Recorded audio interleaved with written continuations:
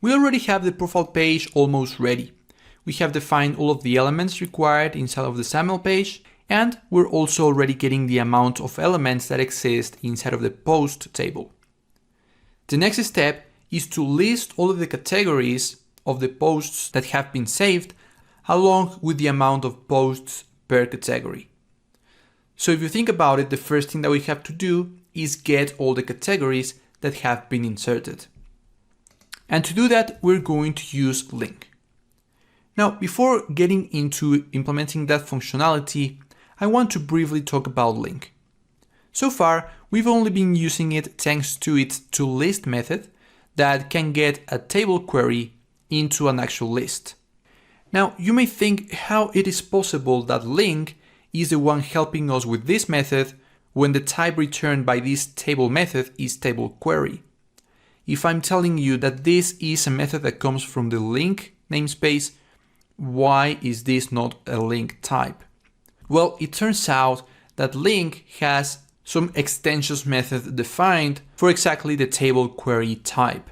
In C#, you can define extension methods, which means that you add new methods to a certain type without inheriting from that type. And that is exactly what link has done.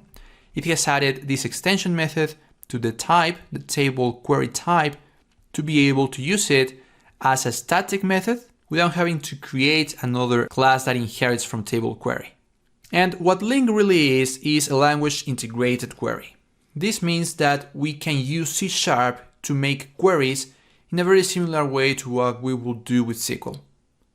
And so we can get the categories with a syntax that can be very similar to SQL. For example, in parentheses, so everything that we write in here returns one value, I am going to do from P in post table, which right now is a list. I want to first order by p.category ID. Now what I'm doing here is getting each and every one of the elements inside of the post table, and each of the elements is going to be this P, which is of type post, because post table is a list of posts, then every element is a post, and then I'm ordering the list by category ID. This is just so we order the categories by their ID instead of their name, so we see a more natural list. And having ordered the list, we can select only one part of the posts, which is going to be only the category name. So we're not going to be getting all of the posts. We have the posts already. In this variable, we want only the names for the category. And then, because the names could be repeated, maybe there are many posts for a single category, we have two distinct every single one of the elements. So there are unique elements inside of the list, so we don't see duplicated values.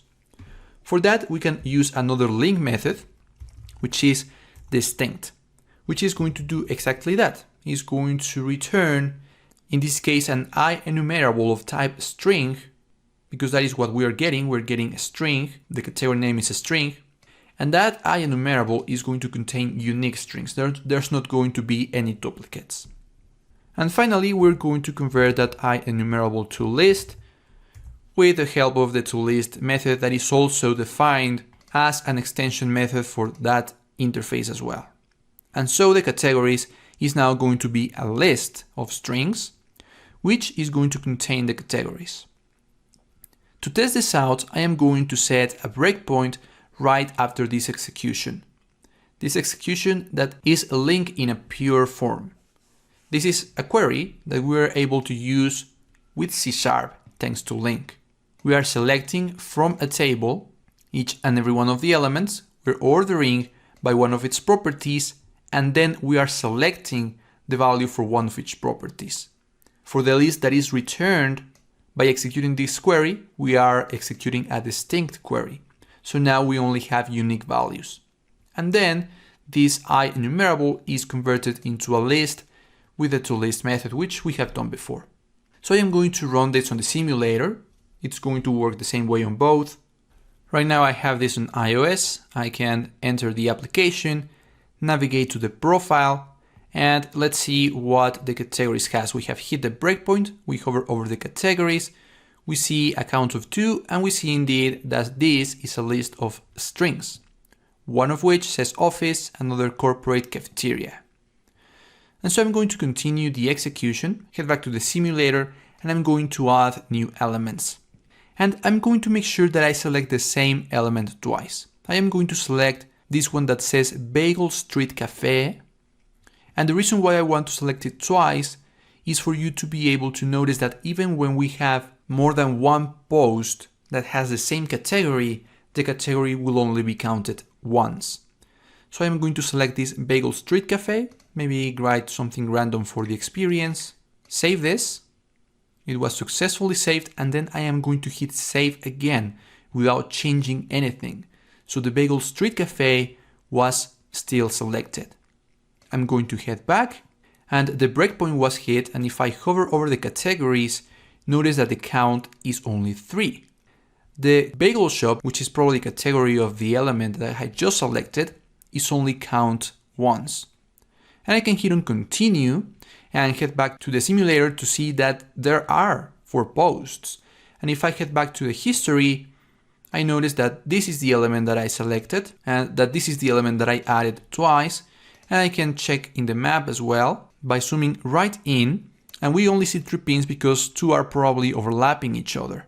This is the Bagel Street Cafe, which is added twice, but it's probably overlapping each other. But there are 4 elements. But since 2 of them have the same category, and we are doing a distinct operation in here, then the category, which in this case is Bagel Shop, is only counted once. Now in the next lecture, now that we have the categories, we're going to learn how to filter a list. And the reason why we will need to filter a list is because now we need to know the amount of posts per category.